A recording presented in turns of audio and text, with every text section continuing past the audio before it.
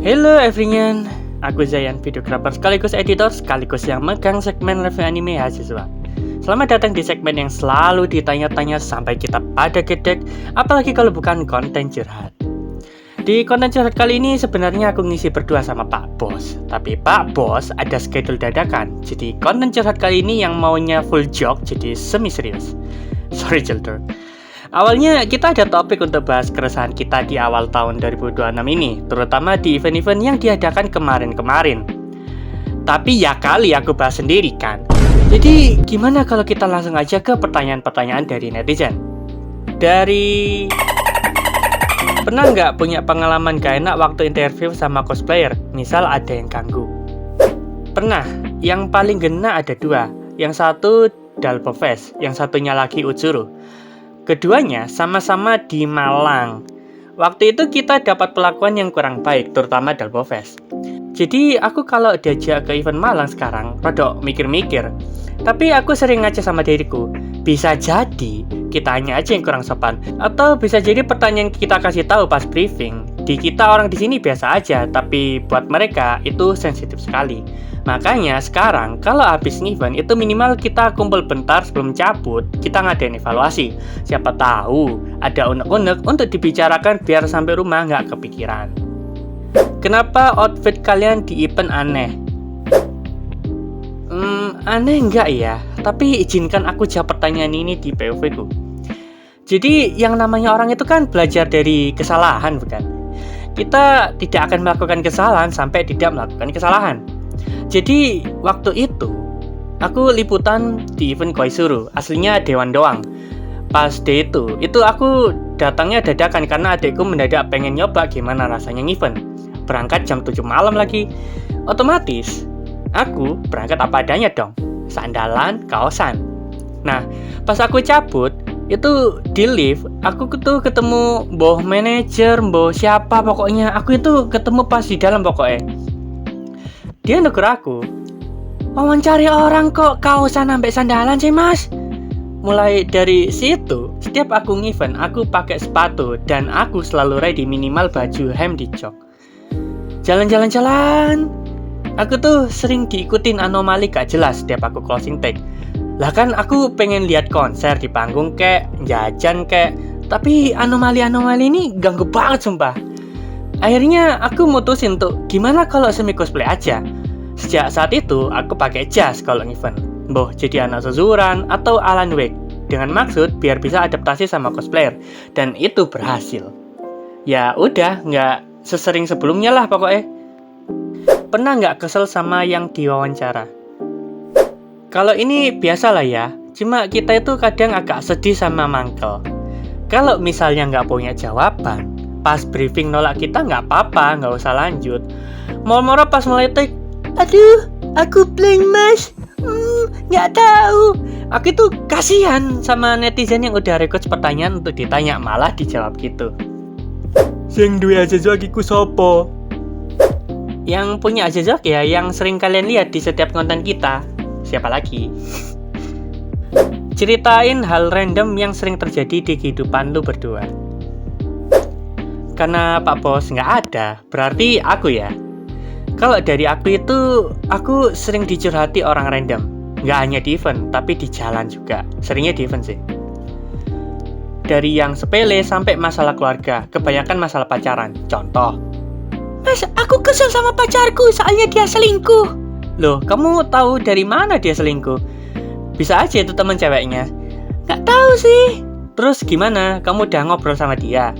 Udah sih, terus dia minta maaf. Kalau dia minta maaf, berarti dia ngaku dong kalau udah selingkuh. Iya dong. Ya, putusin gak? Atau pernah tuh di event Lagon, aku itu enak-enak duduk leha-leha, tiba-tiba ada mas-mas wajahnya kayak habis ngedumel duduk di sebelahku. Aduh mas, kesel aku. Kenapa mas? Lagi bokeh, itu pacarku minta sewain kostum, udah tak sewain, tapi beli tiket masuk sendiri aja nggak mau. Minta dibayarin juga. Terus ngapain lo udah kadung kesini dan sewa kostum? Foto-foto lah mas. Kalau foto minta foto komis. Dan masih banyak lagi. Katanya Bang Haji bolak-balik dilabrak. Emang diapain? Ditanya apa aja. Kayaknya aku salah kata waktu jawab di Q&A di IG.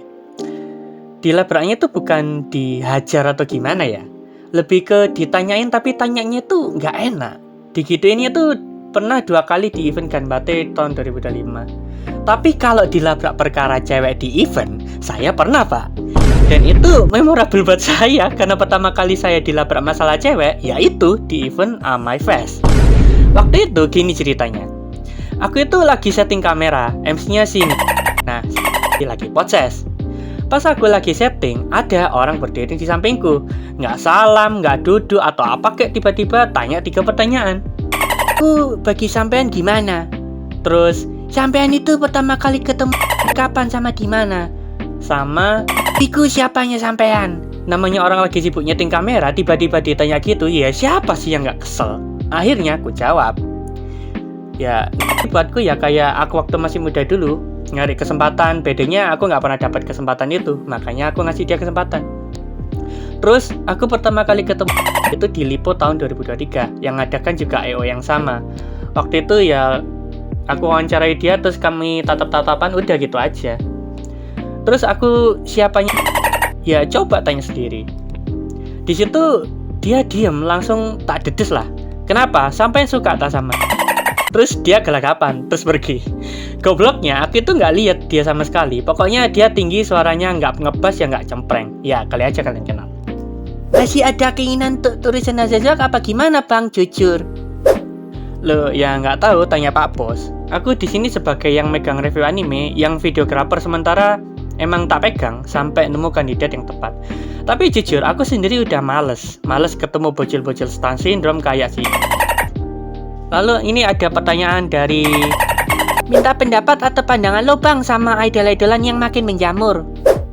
Ini opiniku pribadi ya guys. Tapi sebagai orang yang berkecimpung di media dulunya, izinkan aku untuk reminder ke kalian.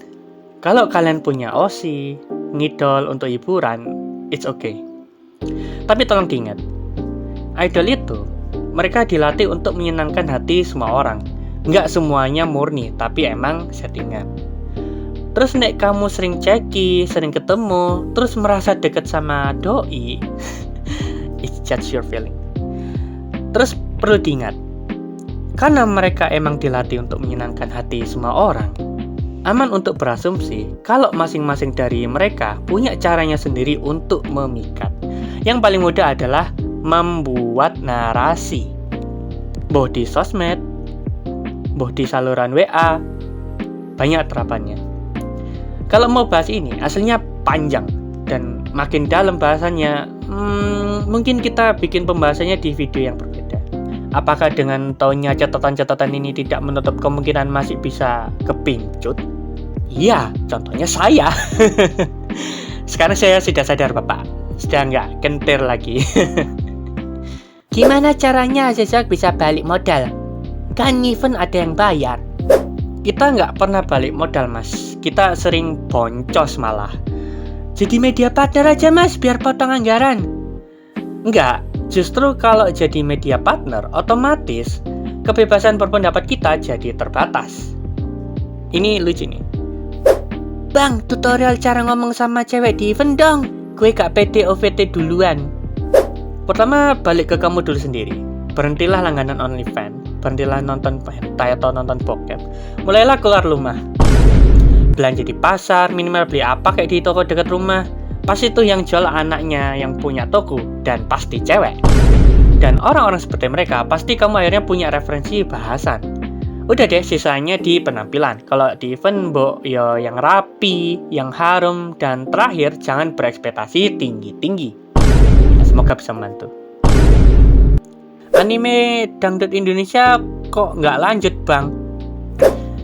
Channelnya hilang guys. Mungkin ada yang bisa bantu balikin. Nah ini menarik.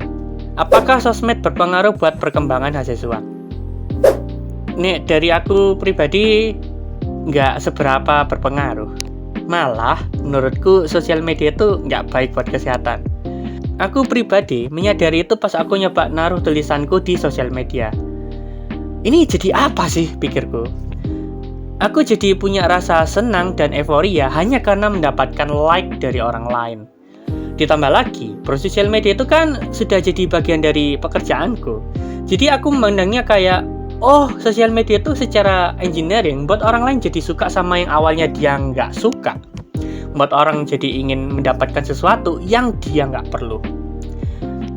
Kalau udah keterusan, akan disuntikin terus. Buat perusahaan, ya oke, dapat engagement rate. Tapi buat anak kecil misalnya, ini nggak baik. Apalagi untuk yang masih muda, cara berpikirnya masih bertumbuh gitu. Oke, Fringan, sampai sini dulu aja konten curhat kita kali ini. Kalau misalnya kalian mau request pertanyaan atau mau tanya-tanya untuk konten curhat selanjutnya, bisa langsung DM Instagram kita atau tulis di kolom komentar. Ya, semoga next time Pak Bos bisa bareng kita lagi. Ya, saja nih di konten kali ini sih. Thank you, Fringan. Bye. Lupa. Kalau misalnya kalian ada argumen atau mungkin sesuatu yang nggak sepaham atau punya pendapat lain di konten kali ini, bisa tuh kalian ramein kolom komentar. Kali aja bisa jadi perbandingan dengan pendapat opini pribadiku sama yang kalian pikirkan. Oke, thank you everyone. Bye.